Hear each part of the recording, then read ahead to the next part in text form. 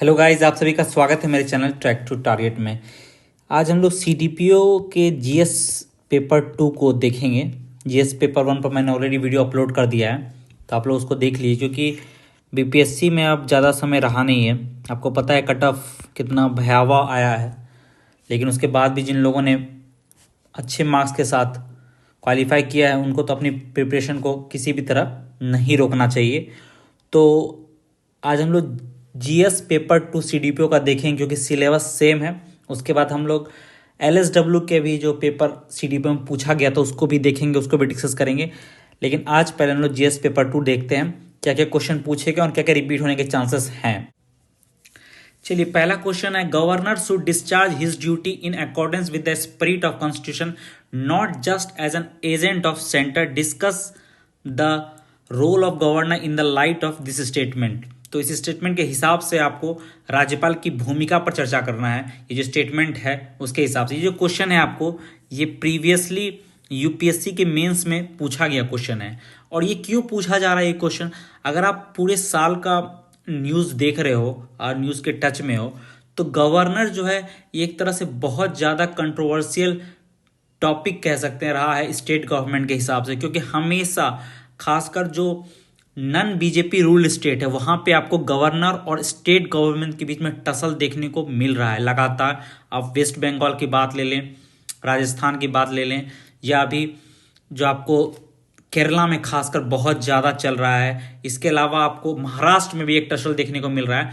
तो गवर्नर के जो कॉन्स्टिट्यूशनल जिम्मेदारी है उस पर सवाल खड़ा उठता है, क्योंकि एक उनका अपॉइंटमेंट हुआ या उनका जो भी वर्किंग है वो सीधा दिल्ली से डायरेक्ट होता है। इसलिए ये क्वेश्चन न्यूज़ में है, ये टॉपिक भी न्यूज़ में है, और इसलिए क्वेश्चन रिपीट हुआ है एक तरह से। लेकिन रिपीट होने के बाद भी ये एक तरह से करंट का ही टॉपिक है। ऐसा नहीं कि करंट में चल रहा है। गवर्नर को लेके बहुत ज़्यादा हमेशा से विवाद उठ रहा है, गवर्नर को फैसले के लेके आपको विवाद देखने को मिल रहा है। इसलिए इस क्वेश्चन को आपको करंट की दृष्टि से अगर देखिएगा तो ये पूरे सालों भर न्यूज़ में रहा है। और अभी हाल में भी आरिफ मोहम्मद खान जी का टॉपिक चल रहा है, जो कि केरला के गवर्नर हैं। तो इसमें आपको गवर्नर के जो भी एक तरह से पहले उनकी भूमिका बतानी है गवर्नर की, उसके बाद गवर्नर का क्या क्या रोल है, उसके बाद कहाँ से आपको ऐसा लग रहा है कि सेंटर या जो आपको केंद्र सरकार है वो इसको इन्फ्लुएंस कर रही है, क्या क्या चीज़ों से। उसके बाद एक तो आपको एग्जांपल्स भी देने होंगे, उसका सुप्रीम कोर्ट का क्या इसके अनुसार वर्डिक्ट रहा है। जब गवर्नर के की बात आती है तो सुप्रीम कोर्ट का क्या रूलिंग है, तो ये सब को भी आपको इसमें मेंशन करना है। इस क्वेश्चन का आंसर मैं आपको एक दो दिन में रिटर्न लिख के डालूंगा, उसके बाद आप उस वहाँ से लेके अपने हिसाब से भी कुछ ऐड ऑन कर सकते हो, ठीक है। तो ये क्वेश्चन बहुत इंपॉर्टेंट है और आने वाले एग्जाम्स में भी पूछा जा सकता है। गवर्नर, इस सेंटेंस को घुमा फिरा दिया जाएगा, लेकिन गवर्नर टॉपिक जो है जो सेंट्रलाइज टॉपिक रह सकता है और ये रिपीट भी हो सकता है। क्वेश्चन अलग पूछा जा सकता है लेकिन उसके केंद्र में गवर्नर रह सकता है। इसलिए आपको इस क्वेश्चन को एक तरह से तैयार कर लेना होगा। तो इसका जो भी तैयार करके मैंने बनाया वो मैं आपको अपलोड कर दूंगा एक दो दिन में। अब दूसरा क्वेश्चन देखते हैं, अध्यादेशों को फिर से लागू करना संविधान के साथ एक धोखा है और लोकतांत्रिक विधायी प्रक्रियाओं का विनाश है। अध्यादेशों के लागू करने के संबंध में सर्वोच्च न्यायालय की इस टिप्पणी का मूल्यांकन कीजिए। ये भी एक तरह से रिपीटेड क्वेश्चन, अगर आप पढ़ रहे होंगे आपको पता होगा कि ये भी कोई नया आपको कुछ ऐसा नहीं पूछ दिया गया है, ऑर्डिनेंस को लेके पूछा गया है। इसको भी आपको एक तरह से तैयार कर लेना होगा। ऐसे एक दो क्वेश्चन है जिसको आपको तैयार कर रखने होंगे, जो एक तरह से करंट में भी रहते हैं और एक तरह से थ्योरी के भी पार्ट हैं, अगर ऑर्डिनेंस को आप लोगों ने अच्छे से पढ़ा होगा तो। अब चलते हैं क्वेश्चन नंबर 3 की तरफ। Do you agree with the view that the desire of post retirement jobs by जजेस इन्फ्लुएंसेस प्री रिटायरमेंट जजमेंट? बताइए। ये भी एक तरह से करंट का ही टॉपिक है, क्योंकि पास्ट के कुछ समय में सुप्रीम कोर्ट के रिटायर्ड चीफ जस्टिस तक ने कुछ ना कुछ पोस्ट को ग्रहण किया है, जैसे राज्यसभा की सीट ग्रहण की है या जो भी है। तो उस पर आपको लिखना है कि आपको क्या लगता है कि ये इन्फ्लुएंस कर सकता है कि नहीं कर सकता है। तो ये भी एक तरह से करंट का ही टॉपिक है। बहुत ही अच्छा क्वेश्चन है मैं कह सकता हूँ। नेक्स्ट चलते हैं, why state funding of election is not a good idea, discuss. हमेशा स्टेट फंडिंग ऑफ इलेक्शन भी न्यूज़ में रहता है। तो ये चारों सवाल जो हैं आपको एक तरह से करंट के भी सवाल हैं और आप इस पर लिख सकते हो। ऐसा कुछ नहीं आपको लगेगा लिखने में कि आपको बहुत ज़्यादा एक्स्ट्रा एफर्ट करने पड़ेंगे, क्योंकि अगर आप टच में हो आप चारों सवालों को लिख सकते हो। एटलीस्ट फर्स्ट सेकंड थर्ड तो कंफर्म लिख सकते हो, चौथे पे अगर आप नहीं भी लिखना चाहो तो। अब हम लोग सेक्शन 2 पे चलते हैं। Economic growth and population growth are reversely related to each other, why and how is it true in case of India also. इस पर आपको लिखना है इकोनॉमिक ग्रोथ के बारे में, पॉपुलेशन ग्रोथ के बारे में लिखना है इसमें, और दोनों एक दूसरे के प्रतिगामी चलते हैं, कैसे चलते हैं इसके बारे में आपको व्याख्या करनी है। Logically analyse the more effectiveness of the executing policy of the present NITI Aayog as compared to that of earlier planning commission.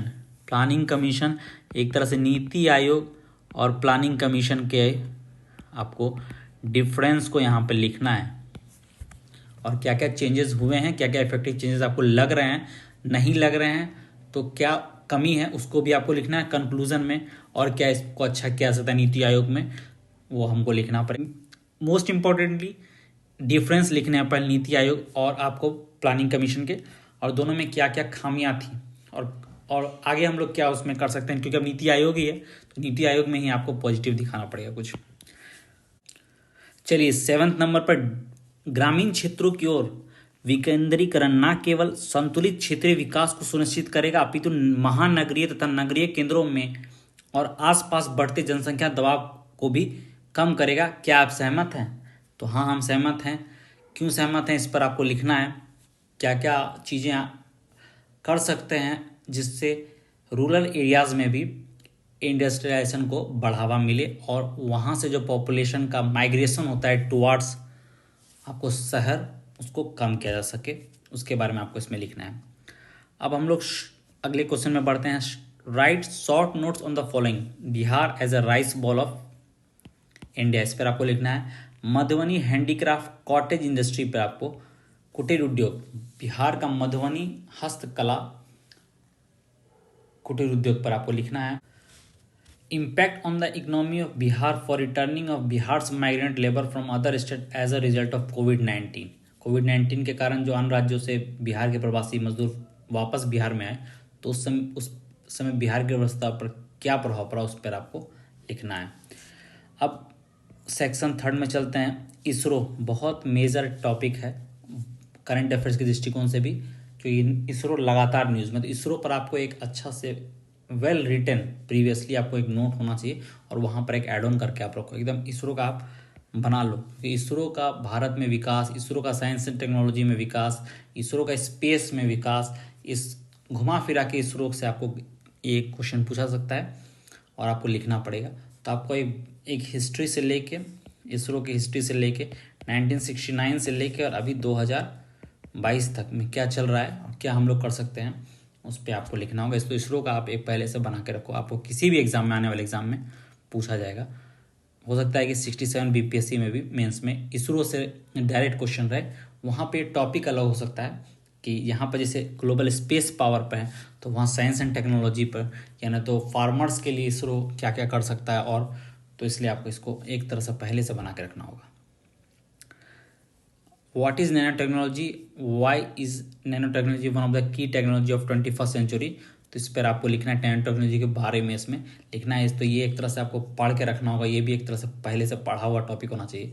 आप अचानक नैनो टेक्नोलॉजी के बारे में 3-4 पेज नहीं लिख सकते हो, पहले से आपको थोड़ा सा ध्यान रखना होगा। ये सब टॉपिक रिपीट होते हैं। नैनो टेक्नोलॉजी आप देखोगे पेपर में भी कुछ ना कुछ, कभी ना कभी नैनो टेक्नोलॉजी आते ही रहता है।